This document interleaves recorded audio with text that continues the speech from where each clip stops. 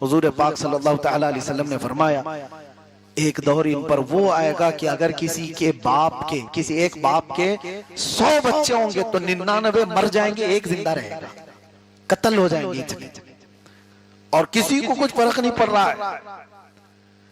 آج جو آپ حالات دیکھ رہے ہیں، میں اس سے قبل بھی کہا، آج پھر دہراتا ہوں، یہ جو مڈل ایسٹ کی جنگ کو آپ دیکھ رہے ہیں، یہ اچانک تیل اور ڈیزل کی جنگ نہیں ہے، یہ سب قیامت کے قریب واقع ہونے والی چیزیں، اس میں تباہی اور بربادی۔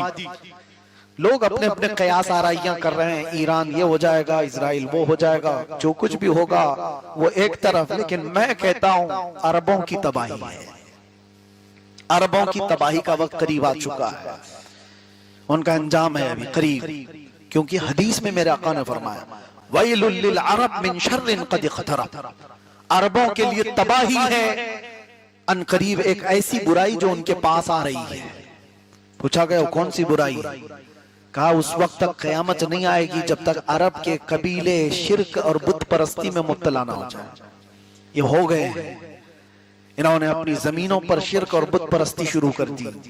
یہ میرے مخبر صادق صلی اللہ تعالی علیہ وسلم نے جو بیان فرمایا وہ عربوں کی تباہی بہت قریب آئی، اور اس کے بعد ہی امام مہدی کا ظہور ہے۔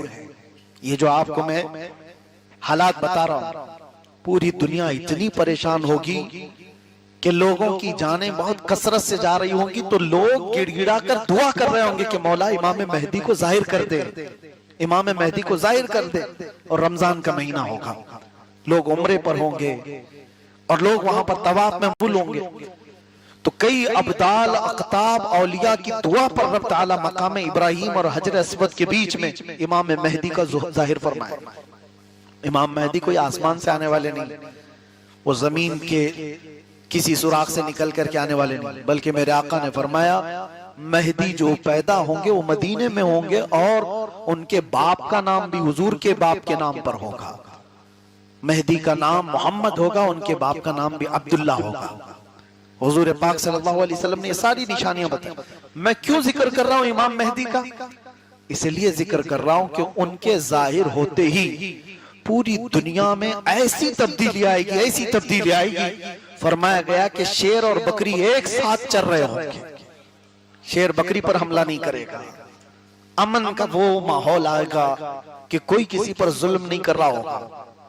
اسی لیے میں ذکر کر رہا ہوں کاش ہماری عمریں ایسی ہوں کہ امام مہدی کے ظہور پر ہم زندہ رہیں، ورنہ اس سے پہلے جانے والے ہیں تو ہمارا کوئی ٹھکانہ نہیں، کوئی بھروسہ نہیں کس حال میں دنیا سے جانے والے ہیں۔ حضور پاک صلی اللہ تعالی علیہ وسلم فرماتے ہیں تم قبرستان کے پاس سے گزرو گے، قبروں والوں کو دیکھ کر کے تم یہ تمنا کرو گے کاش اس کی جگہ میں سویا ہوتا تو زیادہ اچھا ہوتا، اس لیے کہ وہ فتنوں سے محفوظ چلا گیا۔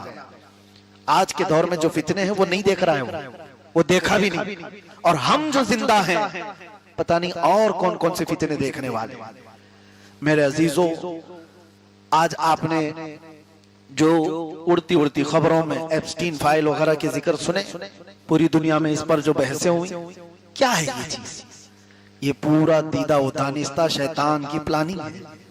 وہاں پر شیطان کی عبادت کا ایک پورا پروموشن ہے۔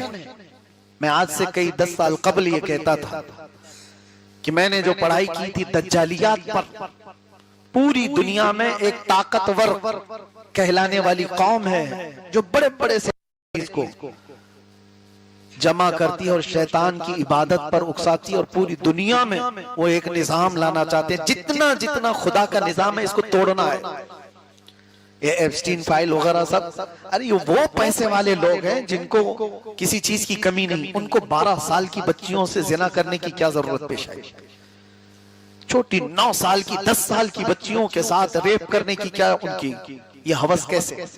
میں آپ کو بتاتا ہوں، عام طور پر مرد اگر خواہش بھی کرے گا تو اپنی عمر یا اپنی عمر سے تھوڑی چھوٹی عورت کے ساتھ وہ بدکاری کر لے گا، لیکن یہ طبیعت اور فطرت کے خلاف چیز کر رہا ہے آدمی، جو چھوٹی چھوٹی سی بچیوں کو اٹھا کر۔ وجہ یہ ہے کہ شیطان کے ہاں نظام ہی یہ ہے، شیطان کے ہاں نظام ہی ہے جو خدا کے ہاں بہت زیادہ وعید والی چیز ہے وہ کر کے دکھاؤ۔ جو اللہ کو سب سے زیادہ ناپسند ہے وہ کر کے دکھاؤ، میں تمہیں طاقت دوں گا زمین پر، میں تمہیں شہرت دوں گا زمین پر، میں تمہیں مال دوں گا زمین پر۔ ابلیس لعین عباد الشیطان نام کی ایک تنظیم قائم ہے، آپ کو پتا ہے، ڈیول ورشپرز، یہ شیطان کی پوجا کرنے والے وہ لوگ، اس میں بڑے بڑے لوگ موجود ہیں۔ ایسا نہیں ہے کہ آپ سمجھ رہے ہیں کہ یہ کفار و مشرکین ہیں، عرب کے بادشاہ بھی اس میں ملوث ہیں۔ عرب کے بادشاہ، ان کے جبے کپے، ان کے رومال گمال نہ دیکھو، یہ وہ لوگ ہیں جنہوں نے بال کی عبادت کی ہے، یہ وہ لوگ ہیں جنہوں نے اپنا ایمان سب کچھ وہاں بیچ دیا ہے صرف اور صرف پاور حاصل کرنے کے لیے۔ شیطان تھوڑی دیر کے لیے پاور دے بھی دے گا، کیونکہ اللہ تعالیٰ نے اس کو طاقت دی ہے، اور اللہ نے فرمایا قیامت تک تجھے مہلت دیا ہوں، تو جتنا کر سکتا ہے اپنی طاقت کے حساب سے کر۔ شیطان نے یہ کہا بھی تھا اللہ سے کہ میں تیری پورے بندوں کو جہنم میں جھونک دوں گا، میں ان کے سیدھے راستے پر بیٹھوں گا، ادھر سے، سامنے سے، دائیں سے، بائیں سے، جدھر سے بھی وہ گزریں گے میں تجھ سے انہیں دور کروں گا۔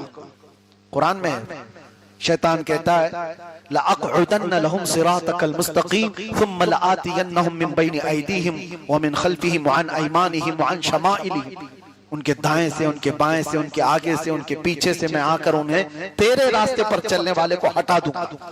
اور رب تعالیٰ نے اس سے ایک بات فرمائی تھی، جا تجھے مہلت دی گئی الى یوم الوقت المعلوم، قیامت تک، لیکن ایک بات ہے، ان عبادی لیس لک علیہم سلطان، میرے کچھ بندے ہوں گے جن پر تیرا داؤ نہیں چلے گا۔